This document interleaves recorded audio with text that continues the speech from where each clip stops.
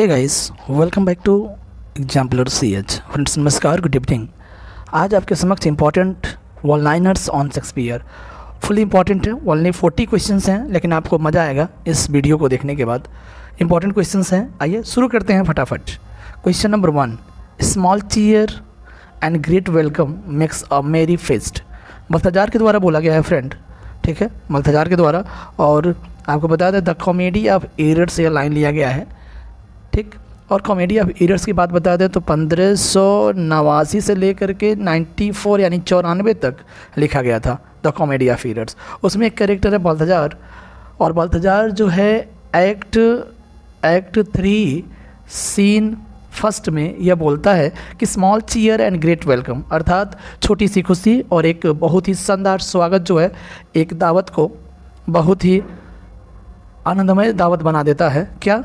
एक छोटी सी खुशी और एक अच्छा सा स्वागत, ठीक है। बाल्थाजार के द्वारा बोला गया लाइन है, ध्यान रखिएगा। नंबर 2 है कि many can brook the weather that love not the wind. Nathaniel के द्वारा बोला गया लाइन है, लव्स लेबर लॉस्ट से लिया गया लाइन है। आपको बता दें एक्ट की बात करते हैं तो एक्ट 4 सीन 2 से यह लाइन लिया गया है। और लव्स लेबर लॉस्ट की बात करते हैं तो मिड 1590 में लिखा गया है लव्स लेबर लास्ट, ठीक है। और उसमें नाथानिएल बोलता है कि many can brook the weather that love not the wind, यानी कह रहा है कि बहुत से लोग मौसम को बर्दाश्त कर सकते हैं जो हवा से प्यार नहीं करते। जो हवा से प्यार नहीं करते वो बहुत सारे लोग जो हैं मौसम को बर्दाश्त कर सकते हैं। नंबर 3 है कि who loses the opportunity to marry Portia by choosing the silver casket. कौन सा ऐसा था जो सिल्वर कॉस्केट चूज करके सेलेक्ट करके पोर्सिया से शादी न कर पाने का जो अवसर है वो खो देता है? वो है द प्रिंस ऑफ एरेगन। और आपको बता दें फ्रेंड्स, जब प्रिंस ऑफ एरेगन है जो अपॉर्चुनिटी खो देता है, ये जो बातें हो रही हैं द मर्चेंट ऑफ वेनिस से हो रही हैं, ठीक है। द मर्चेंट ऑफ वेनिस की बातें हो रही हैं। और आपको बता दें 1596 से लेकर के 98 के बीच में लिखा गया है। This play contains Shakespeare's first great female hero. Female hero की बात कर रहा है, आप समझ लीजिए द मर्चेंट ऑफ वेनिस है, और उस फीमेल हीरो की बात कर रहा है वो है पोर्सिया, ठीक है, Portia. Why does Shylock's daughter Jessica plan to elope with who does है? किसके साथ जो शाइलॉक की बेटी है ना जेसिका, वो किसके साथ इलोप कर जाने का प्लान करती है? वो है लोरेंजो। एक्चुअली आपको बताता है लोरेंजो से बड़ा नफरत करता है शाइलॉक। शाइलॉक कैसे यहूदी है, जबकि लोरेंजो जो है क्रिश्चियन है, और जेसिका जो है उसकी बेटी है वो इसके साथ भाग जाती है, तो इससे बड़ा नफरत करता है लोरेंजो से शाइलॉक। और लोरेंजो जो है जेसिका के साथ भागने का प्लान बनाते हैं लोग।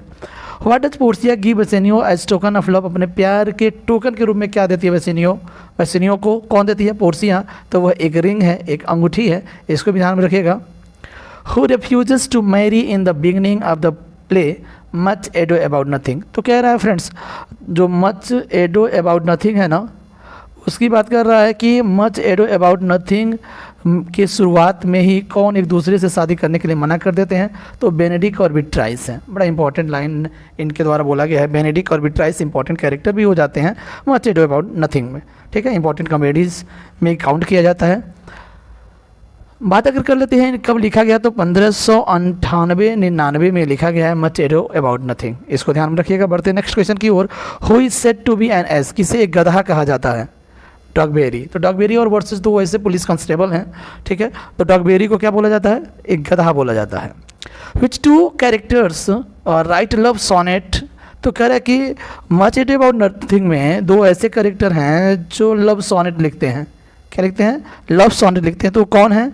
तो लव सोनेट लिखने वाले बिट्राइस और बेनेडिक्ट हैं, अर्थात बेनेडिक्ट और बिट्राइस ही हैं।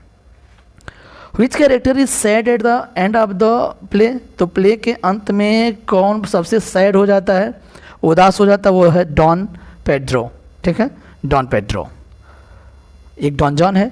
What does the savage bull symbolise? कह रहे हैं कि इसमें सेवेज बुल का क्या मतलब है? तो कह रहे the man unwilling to marry, यानी उस व्यक्ति को जो शादी नहीं करना चाहता, अनविलिंग है, अनिच्छुक है शादी करने के लिए, उसे सेवेज बुल कहा जाता है, असभ्य बैल।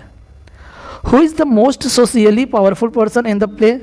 और कह रहे हैं कि सबसे सोशियली पावरफुल पर्सन जो है इस प्ले में वो है डॉन पेड्रो। कौन है? Don Pedro. नेक्स्ट है who sings the song sigh no more ladies अब साई नो मोर लेडीज़ जो है एक सॉन्ग है, ठीक है। इनकरेजिंग मैंने प्रोत्साहित करता है वुमेन मैंने औरतों को to accept men's fidelity infidelity, यानी पुरुषों के बेवफाई को एक्सेप्ट करने के लिए महिलाओं को इनकरेज करते हुए गाना गाता है साई नो मोर लेडीज़। और कौन गाता है? वो बाल्थाजार गाता है, ठीक है, बाल्थाजार। बात हम किससे कर रहे हैं? मच एडो अबाउट नथिंग का, ठीक है। और एक्ट की अगर बात करते हैं तो एक्ट टू सीन 3 की यह लाइन है sigh no more ladies. Which of this scenes represent the climax of the play. तो कह रहे हैं कि जो प्ले है मच एडो अबाउट नथिंग, उसका जो क्लाइमेक्स है कब आता है? तो कह रहा है कि क्या प्रस्तुत करता है? तो वो हीरो सेमिंग, हीरो की जो क्या बोलते हैं, दुर्दशा कह सकते हैं, उसकी जो शर्मिंदगी कह सकते हैं, उसको रिप्रेजेंट करता है। What is Don John's nickname? Don John मैंने पहले ही बता दिया है, डॉन पेड्रो का शायद भाई था। कह रहा है कि उसका निकनेम पूछ रहा है, तो वो है the bustard.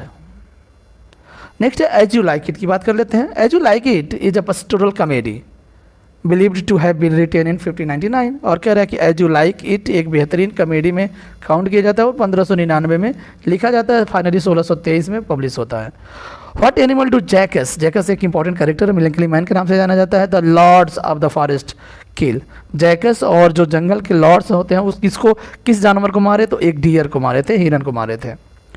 Eight what event do Orlando and Rosalind meet? किस इवेंट के दौरान ऑरलैंडो और रोजालिंड मुलाकात हुआ था? तो एक रेसलिंग मैच के दौरान। With whom does Oliver fall in love? तो ओलिवर किसके प्यार में पड़ता है? वो एलिना के प्यार में पड़ जाता है। ध्यान रखिएगा, एलिना और सिलिया दोनों एक ही हैं। Which character falls in love with Ganymede? तो गैनेमेड जो है किसके प्यार में, कौन सा ऐसा कैरेक्टर है जो गैनेमेड के प्यार में पड़ जाता है? वो है फोबे, ठीक है, Phoebe. With whom does cilia fall in love? अच्छा, सिलिया जो है एलिना ही है, वो किसके प्यार में पड़ती है? तो वो भी ओलिवर के प्यार में, ठीक। What types of disposition does Jaques possess? तो कह रहा है कि जैकस किस प्रकार का अपना पोजीशन बनाए हुए है? वो मिलेंकली मैन के नाम से जाना जाता है एज यू लाइक इट में। Who usurped Duke Senior's position at court? तो कह रहा है वो ड्यूक फ्रेडरिक है, उसका भाई जो है ड्यूक फ्रेडरिक, और जो ड्यूक सीनियर को क्या करता है? देश निकासी करा देता है और उसके राज्य को हड़प लेता है। At the beginning of act second scene 5 who is singing a song? तो ध्यान रखिएगा, एक्ट सेकेंड सीन 5 ऐसे क्वेश्चंस पूछे जा सकते हैं। एक्ट सेकेंड सीन 5 में कौन है जो गीत गा रहा था? वो है Amiens. Who is the youth that is love with Audrey? ये कौन सा नौजवान है जो एक कंट्री गर्ल है ना, आड्री के प्यार में पड़ता है? तो वो विलियम है, ठीक है, वो विलियम है। Rosalind disguises as Ganymede, Celia disguises Aliena in as you like it. As you like it में ध्यान रखिएगा, रोजालिंड जो है एक गैनीमेड के रूप में रहती है, जबकि सिलिया जो है किसके रूप में? एलिना के रूप में रहती है एज यू लाइक इट में।